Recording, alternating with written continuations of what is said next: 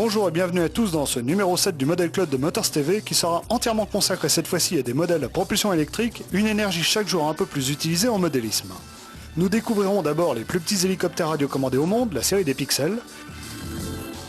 Puis nous ferons la connaissance d'un modéliste passionné par les mythiques embarcations du commandant Cousteau.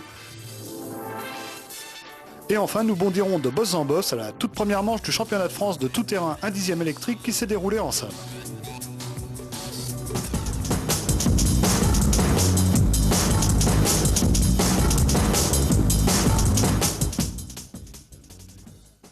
C'est donc dans le domaine de l'ultra-miniaturisation que Model Club vous emmène d'abord en vous invitant à découvrir la remarquable collection des Pixels du Belge Alexander van der Oostin, génial inventeur de l'hélicoptère en chambre.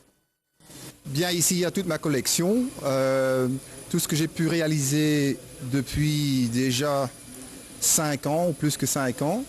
Et ça a vraiment commencé même en France, à Paris. J'habitais dans la région parisienne et vous savez tous qu'il n'y a pas beaucoup de place ici. Pas beaucoup de place à voler. Et je disais, si j'avais un petit hélicoptère pour voler dans mon séjour, dans la salle à manger, dans la salle de bain, ce serait quand même génial. Et je dois dire, 1 an après, j'ai sorti ceci. Donc c'est le tout premier de la série des Pixels. Donc ici vous voyez que c'est quand même devenu un peu une épave, donc j'ai perdu quelques pièces. Mais déjà les premières caractéristiques mécaniques et dynamiques, aérodynamiques sont intégrées. Donc on voit la bulle, donc la forme typique de la bulle, on voit les pales qui sont très petites et surtout donc toutes les pièces mécaniques comme les cerveaux qui sont bien intégrées autour du châssis central. Je pense qu'il a fait son premier vol quelque part au mois de février 97. Alors le deuxième prototype qui a volé à peine 3-4 mois plus tard, c'est le Pixel 2. Et le Pixel 2, c'est celui-ci qui a fait le tour du monde, au moins pas physiquement, mais donc sur l'internet, dans les multiples magazines françaises, anglaises, américaines, japonaises. Et ça, c'est vraiment le principe de base qui a survécu au moins 4 ans déjà maintenant dans ses principes mécaniques et électroniques. Donc mécaniquement, on voit la structure donc, qui est toute tubulaire maintenant, donc il n'y a plus de châssis qui fait le contour, mais il y a le châssis central vertical et juste un tube horizontal. Et c'est ça le principe de base qui a été abouti après 4 ans dans une version populaire, commerciale, qui est vraiment un succès mondial. Le Pixel 2, il volait déjà dans les 3 minutes, il était hyper stable et bon, il n'a jamais cassé, il a toujours bien volé et il vole toujours par ailleurs. Mais puisque j'étais surtout dans l'effort, pas pour faire plus grand, mais pour faire plus petit, je suis parvenu finalement, ce tout petit modèle, tout jaune, que j'ai nommé Pixel 2000. Pourquoi? Parce que je l'ai abouti fin 20e siècle. Donc il a volé pour la première fois dans l'année 2000. Celui-ci, il pèse 48 grammes. Il détient toujours le record mondial au niveau du poids pour un hélicoptère téléguidé qui est complètement guidable comme un grand hélicoptère. Donc il y a vraiment toutes les mêmes commandes, les mêmes mécaniques, les mêmes électroniques que dans les grands modèles. Là-dedans, il y a certainement plein d'expériences au niveau de la conception d'hélicoptères. Il y a aussi de la technologie. Je pense qu'il y a une combinaison entre la technologie allemande pour les cerveaux mécaniques. Il y a le récepteur qui est américain. Il y a les contrôleurs de vitesse. Donc il y a 2 contrôleurs de vitesse dedans pour commander les 2 moteurs de propulsion. Cette commande très spécifique a été développée en France par Jean-Marie Piednoir. Donc c'est 2 contrôleurs qui sont faits autour de 2 micropuces qui sont en fait des petits ordinateurs avec un poids total de moins de 1 gramme, qui à ce moment-là était introuvable dans le monde entier, sauf ici sur le Pixel 2000. Alors ce modèle-là, c'est devenu ceci. Donc ça, c'est finalement une pièce unique. C'est le prototype unique de ce qui a été commercialisé après. Donc après ça a été commercialisé sous le nom Piccolo. Moi j'ai été à 100% impliqué dans le développement, le research and development comme on dit, tous les tests, tous les concepts. On a beaucoup parlé de production, de plastique, de moulage, de moteurs, de batteries, d'électronique. Et finalement, donc à partir de ce modèle maître, donc j'ai conçu et j'ai reproduit 2 prototypes faits main qui après ont été refaits à l'ordinateur pour en faire des moules, pour faire l'injection plastique et sortir le modèle qui maintenant est sur le marché sous le nom Piccolo de Icarus. Alors tout dernier développement au monde des micro-hélicoptères, parce que ça c'est le nom type de ce qu'on fait. Jusqu'à maintenant, les petits hélicoptères étaient surtout censés aider les débutants qui n'avaient pas trop de temps, ni trop d'argent, ni trop de place pour apprendre à voler. Ce qu'on constate, c'est comme toujours avec les gens, dès qu'ils touchent à quelque chose, après ils veulent faire plus, ils veulent faire mieux. Donc, qu'est-ce qui manquait? C'était une version acrobatique. Acrobatique, ça veut dire que l'hélicoptère, il est complètement contrôlable comme un hélicoptère grandeur ou grandeur modéliste, mais en plus il a toutes les capacités de commande qui permettent à l'hélicoptère de se mettre sur le dos et par exemple faire du vol d'eau en stationnaire comme ceci. Ça c'est le deuxième prototype. Vous voyez peut-être très peu de différence, mais là déjà on voit que c'est plus sophistiqué au niveau des pales qui ont été faits au niveau de moulage. Il y a des contrôleurs très spécifiques. Il y a beaucoup de développement qui a été fait sur les batteries. Donc vous voyez ici les batteries. Ici c'est la batterie. Donc la même batterie avec la même capacité avait à peu près le double du poids il y a 5 ans. Donc c'est ce développement des batteries qui vient surtout du monde des GSM, parce que pour les GSM aussi, il faut avoir les batteries moins lourdes et avec beaucoup plus de capacité. Donc tout ça nous aide dans le modélisme à faire mieux, à avoir beaucoup plus d'autonomie et à avoir un modèle très acrobatique. Par exemple, ce modèle-ci a une autonomie, donc une durée de vol d'entre 7 et 8 minutes, là où le même modèle il y a 3-4 ans aurait volé pendant 30 secondes. À quoi on arrive? Donc ici c'est une version maquette du Piccolo, donc la version commercialisée et qui est vraiment un succès mondial. Donc ce modèle, et je sais qu'il y en a eu des milliers, peut-être même des dizaines de milliers qui ont été vendus dans le monde entier. Donc avec ça, les gens peuvent voler dans leur living, dans la cuisine, partout où ils veulent, sans casser trop de choses, ni sur l'hélicoptère, ni dans la maison. C'est hyper fiable, c'est hyper stable et donc les gens s'amusent comme les petits gosses et ça c'est peut-être ce qui unit tous les modélistes au monde, que dès qu'ils touchent le modèle, ça devient un peu comme les petits gosses.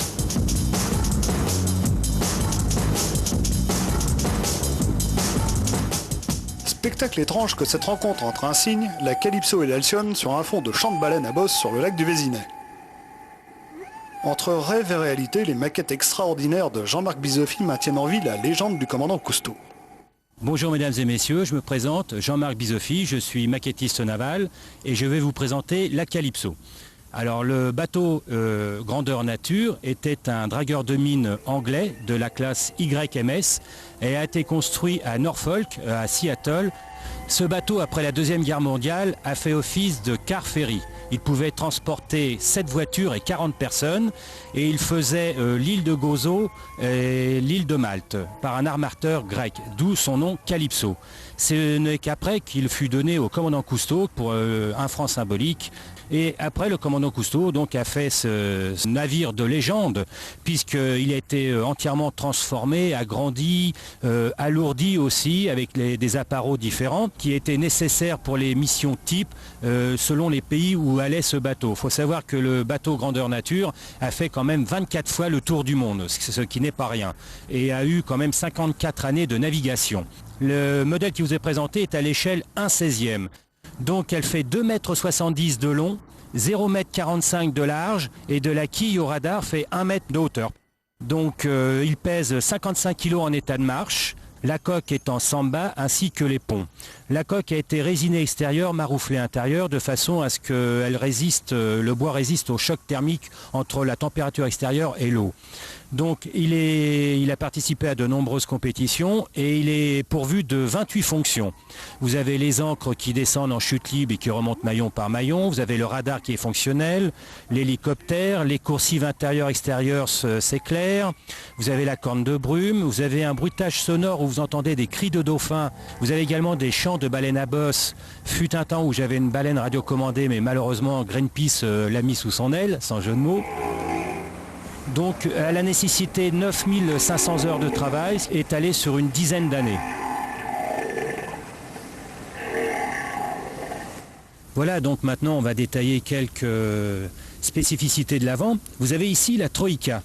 Alors la Troïka, c'est un traîneau qui est traîné par l'arrière avec un câble en nylon, puisque le câble fait 10 km de long. Et c'est grâce à ce genre d'engin que le commandant Cousteau a pu faire découvrir les premières photos des fonds abyssaux. Donc à l'avant, vous avez le faunet ou la fausse étrave. C'est un tube, vous voyez, vous avez un personnage qui descend, et de haut jusqu'en bas, à cette fameuse bulle d'observation, eh bien, il y a 10 mètres de haut. Lors d'un tournage, je suis descendu en bas. Il faut ne pas être épais, croyez-moi, ça a 80 cm de diamètre, on descend, et en bas, par contre, grâce au hublot, vous avez une clarté, une luminosité qui est extraordinaire, et ce faunet avait été construit uniquement pour observer les dauphins. Donc voilà, maintenant je vais vous détailler l'arrière qui est beaucoup plus cossu au niveau des tailles. Alors au départ vous avez le HUC 300 qui a la particularité, cet hélicoptère a la particularité d'être un moteur à piston. Un HUC 300, pourquoi? Parce que tout simplement il y avait 3 places, il a une autonomie de 4 heures et de 300 km. Donc vous avez les fameuses cages anti-requins que vous avez pu voir évoluer tout à l'heure, et heureusement parce que vous avez vu le grand blanc qui est apparu, Carcharadon carcharias. Vous avez également la tourelle de Galeazzi. Alors cette tourelle est immergée, ce qui permet aux plongeurs de monter par un sas qui se trouve en dessous. Ils montent dans le sas et la tourelle de Galeazzi, on peut la remonter à bord du bateau, et lorsque les plongeurs font des plongées profondes, ils peuvent décompresser jusqu'à 3 heures, voire 4 heures et même plus. Alors cela leur permet d'être au sec, et cela permet aussi à la Calypso de faire 3 heures de marche avant toute pour aller sur un autre site, ce qui lui permet de gagner du temps. En dessous, vous avez les treuils. Alors ce sont des treuils 500 kg. C'est le fameux treuil principal à l'arrière qui a un câble en nylon pour traîner la Troïka, je vous ai présenté tout à l'heure. Vous avez également le râtelier à bouteille de plongée, et vous avez aussi le petit tableau des consignes qui permet de savoir à quelle heure on plongeait, il y a une plongée et avec qui on plonge. Eh bien, je vous présente l'intérieur de la Calypso. Vous voyez, c'est assez sophistiqué sans lettres. Grâce à mon beau-père qui est ingénieur en électronique et en électricité, il a réalisé tout ce petit complexe. Donc cela permet d'avoir 28 fonctions grâce à du multiplexage. Et toutes ces fonctions marchent grâce à 6 petits boutons, tout simplement. Ce qui permet sur la radiocommande de gagner de la place et d'avoir, je dirais, des fonctions sûres, fiables. Parce que des fois, l'électronique, ça encaisse mal les chocs thermiques, la température, voire même l'eau. Mais ça, c'est très efficace. Et en plus, ça consomme beaucoup moins. Vous avez à l'arrière également la grue qui est fonctionnelle, le bathyscaphe, la SP350 qui est fonctionnelle aussi, qui est radiocommandée, avec une radio 2 voies. SP350 parce qu'elle plonge à 350 mètres de profondeur et pouvait embarquer 2 personnes. Voilà, très sophistiqué. Grâce à un ami, il m'a mis ça au point parce qu'à l'époque j'étais un petit peu novice. Elle a quand même 8 ans de plongée, 48 plongées, 1,60 m, et c'est une plongée dynamique. Voilà, donc en ce moment vous avez la navigation de la Calypso et de l'Alcyon. Alors l'Alcyon, c'est un navire de nouvelle génération, de type océanographique. C'est un monocat, c'est-à-dire monocoque à l'avant, catamaran à l'arrière. Alors vous avez le principe des turbovoiles. Les turbovoiles, ce sont 2 cheminées que vous voyez. Ils sont de forme ellipsoïdale, c'est-à-dire en forme d'œuf. À l'arrière, vous avez 2 rangées de grilles avec un volet qui s'est totalement inspiré d'une aile d'avion amplifiée. Donc le volet, c'est tout simplement l'aérofrein. Et grâce à ce volet, eh bien, on fait une dépression, on bouche, on obstrue une des 2 rangées de grilles qui se trouvent à l'arrière. Et cela fait un obstacle au vent. Et donc à ce moment-là, en haut de chaque turbovoile, vous avez deux énormes ventilateurs et on aspire les dépressions, les turbulences qui se font donc à l'arrière du turbovoile. Eh bien, on aspire ces turbulences et il y a un phénomène de plaquage sur toute la hauteur du bateau et ce qui fait propulser le bateau. Alors il faut savoir que si l'on prend une voile classique en métrage mètre carré identique au turbovoile, eh ben, le turbovoile est quand même 19 fois supérieur en rendement qu'une voile classique, de par l'action, du fait de l'action du turbovoile, de la turbine qui se trouve en haut. C'est un procédé totalement écologique puisque ce sont des turbines électriques. Pour démarrer ces turbines électriques, eh bien, tout simplement, on récupère de l'électricité qui sont produits par les moteurs principaux, qui sont des diesels, des Fiat Unico MK8 de 5000 kW, je crois, si je ne fais pas d'erreur. Ça leur permet d'obtenir de l'électricité dans des batteries qui permettent de démarrer ces fameuses turbines. Donc vous voyez, voilà, là je suis en train de piloter les deux maquettes en même temps, ce qui n'est pas évident avec le vent. Alors les deux bateaux sont à échelle identique, c'est-à-dire au 1/16e et présentent un spectacle lorsque je fais des petites compétitions. Donc l'Alcyon fait 2 mètres de long, 67 cm de large, les turbovoiles font 88 ou 89 cm de haut. Voilà, donc maintenant nous allons détailler l'intérieur de l'Alcyon. Alors vous avez ici les deux moteurs principaux qui consomment 280 mAh en 12 volts, donc ce qui permet d'avoir une très grande autonomie grâce à la batterie au plomb à sec de 24 volts. Et donc c'est la propulsion principale comme sur le vrai Alcyon. Et les moteurs auxiliaires en fin de compte sont les turbovoiles. Là vous avez une base de turbovoile, vous voyez, que l'on peut enlever. Vous avez les contacts qui permettent de faire marcher les feux d'hydrographie, le radar, ainsi que les turbines. Et là, vous avez la vis sans fin avec la petite goupille. Et grâce à cette vis sans fin et ce rail, cela permet de faire pivoter le turbovoile du côté bâbord ou tribord, avec des switches fin de course, de façon à ne pas casser le matériel lorsque l'on est occupé à autre chose. Et vous avez un motoréducteur qui permet de propulser le tout. Raconte-nous un peu ta rencontre donc avec l'équipe Cousteau. Comment ça s'est passé cette passion pour les bateaux de l'équipe Cousteau en fait? Eh ben, c'est grâce au modélisme. La première maquette que j'ai réalisée avec un ami au départ, puisque j'y connaissais rien, j'ai réalisé cette maquette, cette Calypso, que j'ai fait en souvenir de ma fille qui est décédée suite d'une maladie, une tumeur au cerveau. Et pour pas sombrer dans la folie, eh bien, j'ai réalisé cette maquette puisqu'elle adorait le monsieur et ses poissons. Et un jour, j'ai un voisin qui vient me voir. Je faisais du bruit puisque j'étais en train de réparer la coque. Il vient voir pour me disputer, puis en fin de compte il me dit mais je connais ce bateau, et il s'avérait que ce monsieur s'appelait Jean-Pierre Rastier, il travaillait à Péchinet France. Ce monsieur fournissait l'aluminium pour l'Alcyon à l'époque, en 85, et il m'a dit venez avec moi, je vais vous faire une très grande surprise. Et c'est là que j'ai eu ma première rencontre avenue Wagram avec le commandant, et après j'ai fait des compétitions, et lorsque j'ai eu mes plusieurs titres mondiaux, là j'ai carrément été convoqué à la Fondation Cousteau par le commandant, me demandant de devenir leur maquettiste officiel et me demandant si ces maquettes pouvaient représenter la Fondation Cousteau. Et maintenant elles sont officiellement les maquettes de l'équipe Cousteau, et c'est pour ça que je sillonne toute l'Europe en ce moment. Voilà comment est venu mon emploi au sein de l'équipe Cousteau à titre bénévole. Je suis maquettiste à titre bénévole au sein de l'équipe Cousteau. Mais il ne faut pas perdre de vue que j'étais un simple modéliste au départ. Il s'est avéré que j'ai eu un énorme coup de chance, mais ça peut arriver à n'importe qui.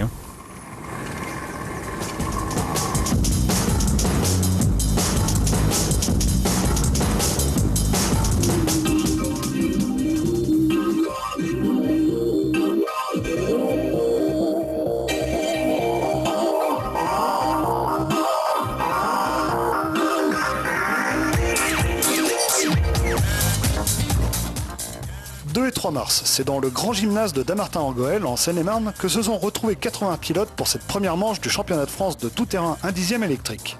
Une discipline de la voiture radiocommandée qui existe depuis ses origines, mais dont les compétitions restent curieusement pourtant assez rares en France, alors qu'en Grande-Bretagne par exemple, c'est la discipline la plus répandue de toutes. Nous allons donc essayer de vous faire découvrir une catégorie qui gagnerait à être mieux connue dans l'Hexagone. Cette compétition regroupe aujourd'hui 4 catégories. La catégorie 4-2 promotion qui est motorisée par des moteurs ce qu'on peut appeler de série. Et ensuite les 4-2 propulsion, les 4-4 et la catégorie truck gros camion qui sont motorisés par des moteurs dits modifiés, c'est-à-dire libres. La météo ne permet pas toujours d'utiliser notre piste extérieure qui est une piste entièrement en terre et qui se trouve de l'autre côté de Dammartin-en-Gohelle. Et donc pour des raisons de météo, nous organisons cette première manche en intérieur comme le règlement nous l'autorise. Bonjour, je m'appelle Karl Méniard, j'ai 15 ans, je suis né et je suis de la région d'Antibes, les Alpes-Maritimes. Et mon palmarès pour le moment c'est vainqueur de 2 Coupes de France, dont une l'année dernière, et 3e au championnat de France en 4-2 et 4-4. Alors je roule avec un triple-X, c'est un double X4, l'Aussie. Aujourd'hui j'ai juste le triple-X à vous montrer. Alors je roule en catégorie modifiée, ça veut dire avec des moteurs un peu plus puissants. Je roule avec des AQ 3000, des dernières séries. Le variateur c'est un des derniers, l'RP V7. Le servo c'est un KO. Alors j'ai un moteur modifié. Il est soudé, les fils sont soudés à l'intérieur, ça change, c'est plus fiable. Il est sur roulement. Qu'est-ce qui t'attire particulièrement dans le TT électrique? Parce qu'il y a plein d'autres disciplines dans la voiture radiocommandée en fait. C'est la difficulté, c'est le petit trou, la petite bosse en plus, qu'il n'y a pas en piste. Et électrique, c'est parce que c'est plus pratique et ça va aussi vite, voire plus vite. Alors comment se déroule une course? Tu as des manches de qualification, j'imagine, et une finale qui est plus longue? Voilà. Alors on a souvent 5 manches de qualification, ils prennent les 2 meilleurs. Et ces manches de qualification durent 5 minutes chacune environ. Et après il y a 3 finales et c'est l'addition des 2 meilleures finales qui départagent. La durée des finales c'est 5 minutes aussi. Oui, mais pour espérer gagner, encore faudrait-il arriver au bout de 5 minutes sans casser, n'est-ce pas Karl? Donc cette voiture est un truck. En anglais donc truck c'est grosse roue, donc en France ça s'appelle la catégorie des grosses roues. Donc la particularité c'est d'abord un 4-2, donc un 2 roues motrices, donc ça motrice uniquement sur le train arrière, donc moteur en position arrière. Ensuite il y a des grosses roues beaucoup plus larges, beaucoup plus hautes, donc un diamètre beaucoup plus important que sur un 4-2 normal. Et ensuite la garde au sol est en général plus élevée. Et les débattements de la voiture sont beaucoup plus importants que sur un 2 roues motrices classique, comme on peut le voir là. La voiture a un empattement plus long qu'un 4-2, la voiture est plus large. Donc au final, sur la piste, les réglages sont sensiblement les mêmes qu'un 4-2, mais la voiture a tendance à mieux sauter, elle est mieux sur les sauts à cause des débattements. Et elle est par contre un peu moins vive, un peu moins violente qu'un 2 roues motrices classique. Dans cette catégorie, la victoire finale va revenir à Lionel Traberne après une domination sans partage, puisqu'il aura remporté la pole position à l'issue des manches de qualification, ainsi que les victoires dans les 3 manches de finale, ne laissant aucune chance à Julien Offenbourg et Frédéric Pin, respectivement second et 3e.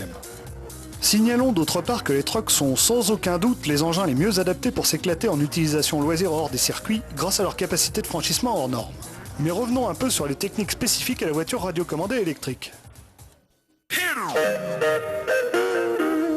Donc en fait en voiture radiocommandée il y a plusieurs éléments sur la voiture. On a vu qu'il y a la voiture, il y a les moteurs, il y a les batteries. Donc la batterie forcément c'est un élément vachement essentiel. Il y a 2 constructeurs actuellement, il y a Sanyo et Panasonic sur le marché. Donc c'est des piles qu'on peut trouver dans le commerce.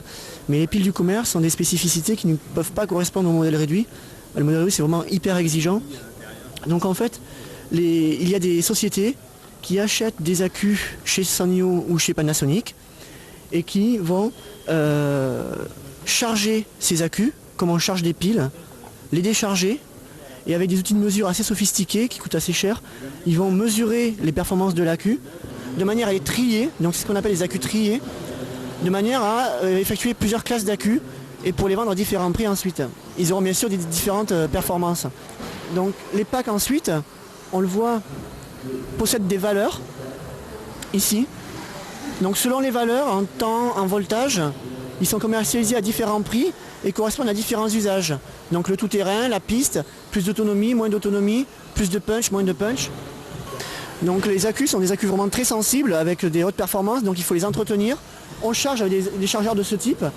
Donc certains ont des écrans digitaux, etc. On peut vraiment paramétrer ce qu'on veut charger d'un accu. Par rapport à un accu du commerce, donc on peut acheter pour la voiture radiocommandée de Monsieur Tout-le-Monde. Alors en gain de performance, ça n'a rien à voir. Si on prend un accu du commerce classique, qu'on l'assemble pour rouler par exemple sur une course comme aujourd'hui, et qu'à côté de ça on utilise un pack trié comme celui-ci, avec un accu on va faire 1 minute 30, alors qu'avec celui-ci on pourra rouler pendant 7 minutes. 1 minute 30, ça veut dire qu'on ne finit pas la manche. 7 minutes, ça veut dire qu'on a 2 minutes en plus pour finir la manche, étant donné qu'une manche c'est 5 minutes. catégorie 4x4, la victoire va revenir à Fabien Gournay, le champion de Belgique en titre, venu troubler la quiétude du TT électrique français. Cédric De Villers et Karl Ménien complétant le podium. En 4-2 modifié, la victoire revient à Jean-François Cave, devant Antoine Caraban et de nouveau Cédric De Villers, alors qu'enfin, en catégorie 4-2 promotion, Arthur Brûlé l'emporte devant deux jeunes pilotes, Vincent Reynaud et Fabien Gendry, qui n'ont pas 20 ans à eux deux. Voilà qui donne un peu d'espoir pour l'avenir de cette discipline en France.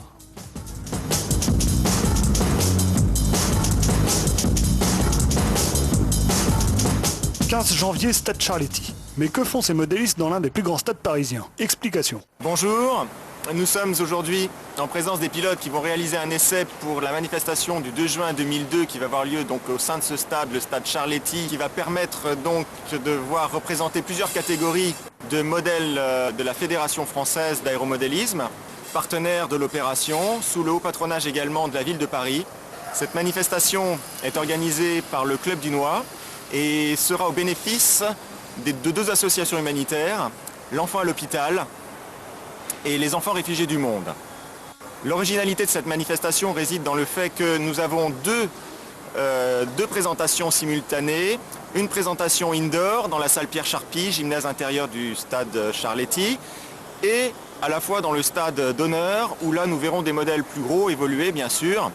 Nous aurons évidemment la présence de Benoît Paysan-Leroux et Christophe Paysan-Leroux qui feront une grande démonstration de voltige aérienne.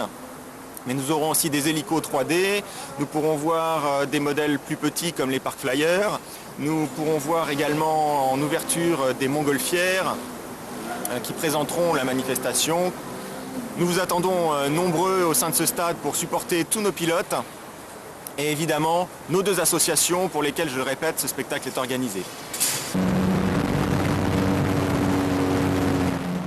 Et en avant-première, Model Club vous montre maintenant des images saisissantes réalisées par une micro-caméra HF installée à bord d'un avion, telles que vous pourrez les voir en direct lors de ce meeting sur l'écran géant du stade. Ce sera, à notre connaissance, une grande première mondiale qu'il ne faut évidemment louper sous aucun prétexte, d'autant plus que, comme vient de vous l'expliquer Eric, cette opération est organisée dans un but tout à fait louable. Voilà, c'est donc ainsi que s'achève ce numéro 7 de Model Club. Nous vous donnons rendez-vous sur cette antenne très bientôt pour de nouvelles images tout aussi spectaculaires, car ne l'oubliez pas, le magazine du modélisme c'est sur Motors TV et nulle part ailleurs.